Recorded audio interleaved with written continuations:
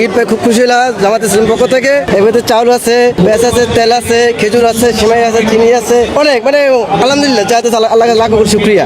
এর আগে কেউ দেয় নাই, এই প্রথম দেশে জামাত ইসলামে খুব খুশি হলাম। আর মিরপুরের ওজন পড়ছে বা ইয়ার নিমুকাম নেই চিন্তা করি। এর আগে এত উপহার পেয়েছেন কখনো?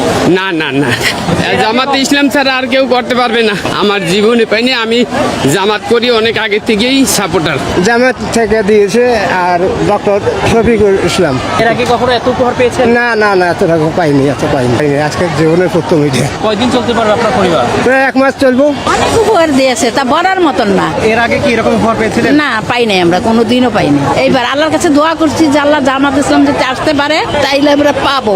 এই যে এত কিছু পেলেন, এটা নিবেন কিভাবে এখন এগুলো? এখন লোক নাই তো বাবা। পরিবারে কেউ আসছে? না, আজ আপনার পরিবার এই উপহার দিয়ে কয়দিন চলতে পারবে আপনি? পারবো, আল্লাহ দিলে কিছু দিন একবার যাবে। দোয়ার কোনো ভাষাই নাই, এমন দোয়া করতে চাই। পাশ করার আগের থেকেই তার জন্য নামাজ পড়ছি, চোখের পানি ফালাইছি, তাহাজ্জুদ নামাজ পড়া, আর কিছু নাই বাসা। এটার ভিতরে কি আছে আমি জানি না, এর আগে কোনো উপহার আমি পাই নাই আর পর্যন্ত।